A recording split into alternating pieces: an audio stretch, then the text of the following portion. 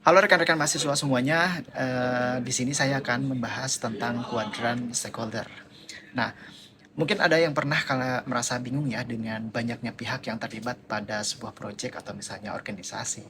Nah, kali ini kita akan bahas tentang kuadran stakeholder, yaitu sebuah alat untuk memetakan dan memahami pemangku kepentingan dengan lebih mudah dan juga sistematis. Nah, bayangkan kalau misalnya kita berada pada ruangan yang besar dan banyak orang yang bergerak ke sana kemari. Masing-masing orang memiliki peran dan kepentingan sendiri. Nah, kuadran stakeholder ini ibarat peta ruangan tersebut yang membantu memahami posisi dan peran setiap orang dalam suatu proyek atau organisasi. Kuadran stakeholder membagi para pemangku kepentingan menjadi 4 kategori berdasarkan tingkat pengaruh dan minat mereka terhadap sebuah proyek atau organisasi. Ada 4 kategori ya. Yang pertama atau kuadran yang pertama yang perlu kalian pahami, yaitu tinggi pengaruhnya dan juga tinggi minatnya. Stakeholder yang memiliki pengaruh besar dan minat yang tinggi terhadap proyek atau organisasi. Biasanya ini adalah para pengambil keputusan, misalnya investor ataupun pemimpin organisasi. Berikutnya kuadran yang kedua, di mana kuadran kedua ini memiliki tinggi pengaruhnya tetapi rendah minatnya. Stakeholder yang memiliki pengaruh besar tapi minat yang rendah terhadap sebuah proyek atau organisasi, biasanya memungkinkan mereka untuk ya kita tetap harus bisa memperhatikannya, misalnya pihak-pihak yang berwenang ataupun regulator yang perlu diajak berkolaborasi, misalnya pemerintahan.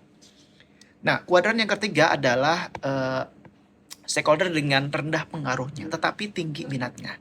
Nah, stakeholder ini memiliki pengaruhnya kecil tetapi minat yang tinggi terhadap proyek atau organisasi. Yang memungkinkan dari kuadran ketiga ini adalah karyawan internal, kemudian pelanggan, komunitas lokal yang perlu dilibatkan dalam proses pengambilan keputusan. Nah, berikutnya adalah kuadran terakhir, yaitu kuadran keempat, di mana stakeholder ini rendah pengaruh, rendah minat. Stakeholder yang memiliki pengaruhnya kecil, tetapi minat juga rendah terhadap proyek atau organisasi. Mereka adalah pihak yang tidak terpengaruh secara langsung oleh proyek ataupun organisasi. Kenapa sih kita harus mempelajari kuadran stakeholder ini? Karena dengan menggunakan atau mengetahui beberapa kuadran stakeholder, maka kamu bisa memahami posisi dan peran setiap pemangku kepentingan. Ya. Dengan stakeholder, kita juga bisa mengelompokkan nih pemangku kepentingan ini berdasarkan kesamaan karakteristiknya, Kak. Karena setiap stakeholder pasti beda-beda. Lalu tentu kita perlu mengembangkan strategi komunikasi yang tepat untuk bisa mengelompokkan pemangku kepentingan ini. Nah, dengan ini kita juga bisa membangun hubungan yang lebih baik dengan para pemangku kepentingan. Yakni bisa juga seperti halnya meningkatkan peluang keberhasilan proyek atau misalnya organisasi yang kalian pegang. Beberapa contoh penerapan stakeholder ini misalnya pada sebuah perusahaan rintisan, kuadran stakeholder dapat membantu perusahaan untuk memahami kebutuhan ekspektasi dari investornya, misalnya bisa juga dari pelanggannya dan juga dari karyawannya.